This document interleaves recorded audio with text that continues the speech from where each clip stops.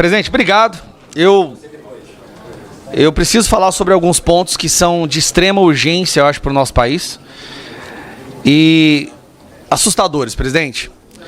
Bom, como todo mundo já sabe, meu colega Girão disse recentemente, houve aqui um pouso de um avião que foi sancionado, que ficou no Brasil, acho que durante 2 dias.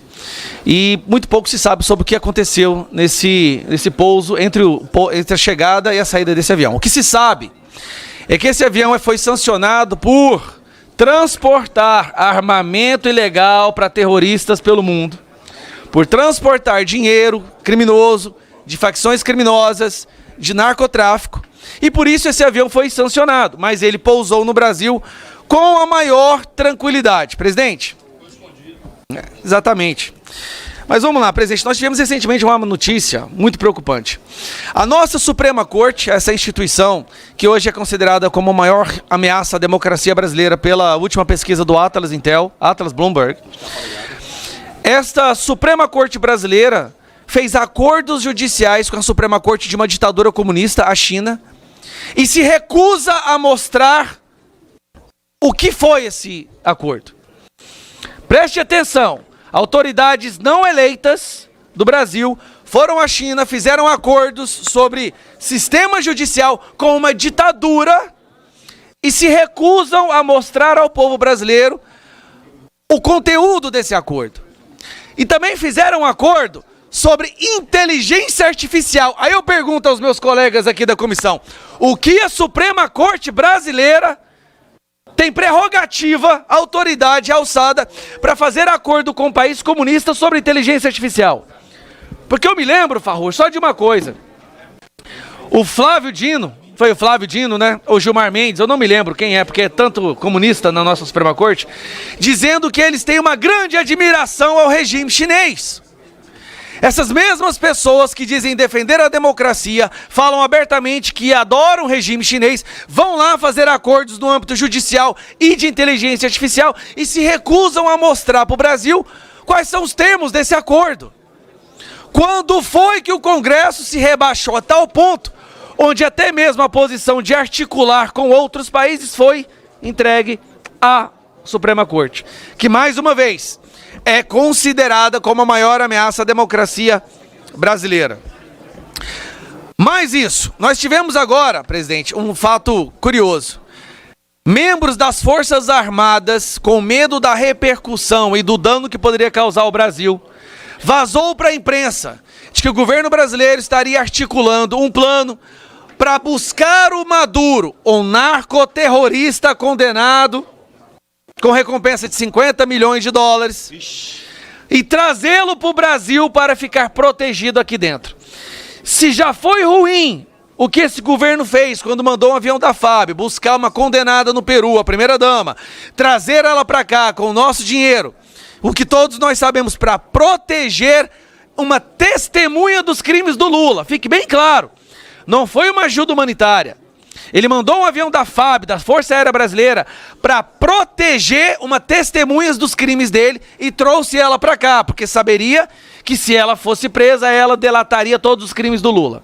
Se isso já não tivesse sido como ruim o bastante, nós temos agora relatos de dentro das Forças Armadas de que o governo Lula está arquitetando um plano para salvar o Maduro e trazer o Maduro para o Brasil.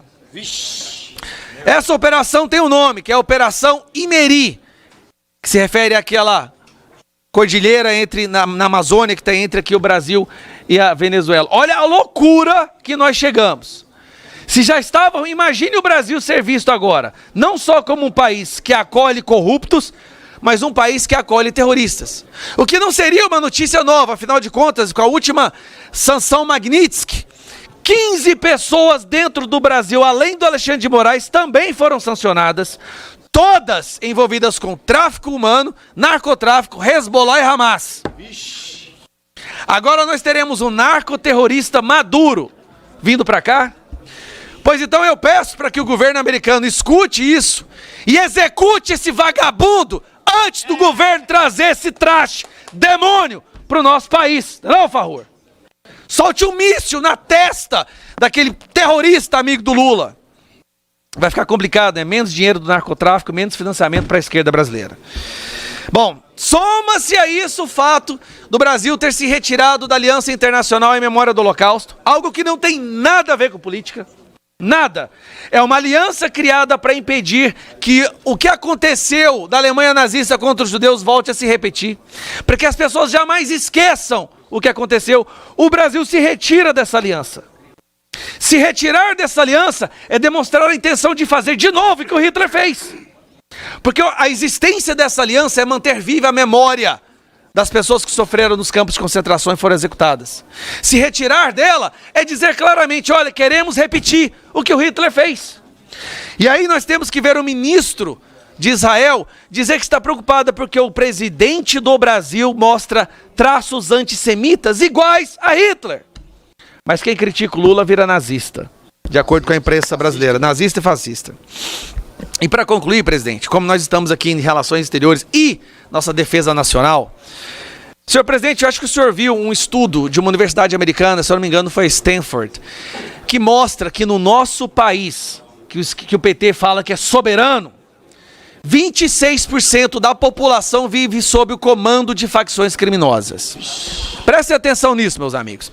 26% do povo brasileiro não tem medo de cometer um crime e ser penalizado pela polícia. Não tem medo de não seguir as regras do Congresso, do Brasil, da Constituição. Eles vivem sob o domínio de facções criminosas. Como disse meu amigo Girão, uma delegada recebeu a ordem de uma facção criminosa de sair de onde ela mora, porque a facção criminosa não queria que ela morasse lá. Sabe o que ela vai ter que fazer, Gilberto? Ela vai ter que ir embora. Claro. Aí eu pergunto para os senhores e para as senhoras, que soberania é essa onde 50 milhões a 60 milhões de brasileiros vivem sob o comando de facção criminosa? Facção criminosa esta que nessas áreas, na época das eleições, é proibido apoiar outro candidato que não seja o Lula. Inclusive, há vídeos mostrando essas facções executando, torturando uma pessoa porque ela colou um cartaz do Bolsonaro, ou porque ela postou no Facebook uma defesa do Bolsonaro. Aí ela é levada para um beco e chicoteada por essas facções criminosas que hoje dominam 26% do território brasileiro. Agora olha que curioso, 26% do território brasileiro é dominado por facção criminosa. Mais ou menos o que o PT e o Lula ainda têm de eleitorado. Então, por quê? Esse agora, presidente, nós estamos descobrindo isso. O PT criou um gigantesco curral eleitoral. Aquilo que antigamente era conhecido como curral eleitoral, ali em pequenas regiões, em estados, normalmente em regiões mais pobres, o PT criou o curral eleitoral do PCC e do Comando Vermelho. 50 milhões de pessoas que vivem sob o comando dessas facções não podem apresentar defesa a outro candidato que não seja do Lula. E os vídeos tem aí para quem quiser ver. Então, presidente, para concluir, se nós queremos realmente defender a nação, se essa é uma comissão da defesa nacional, os nossos inimigos não estão fora do Brasil, presidente. Estão aqui dentro, crescendo a cada dia e hoje dominando 26% do nosso território. Imagine, presidente, você acordar e ir trabalhar e ter que pagar pedágio para traficante. Ter que ter medo de falar alguma coisa que o traficante não queira. Ter medo de apoiar um candidato que o traficante não quer. Essa é a soberania do PT. E o medo do PT, quando o governo americano quis considerar o Comando Vermelho e o PCC como terroristas, é porque o PT ia perder o voto deles. Bom, presidente, eu acho que eu já falei demais, mas eram pontos que eu precisava recordar para mostrar o caminho, o ritmo acelerado que o Brasil está indo pro lixo nas mãos desse governo criminoso e terrorista. Obrigado, presidente.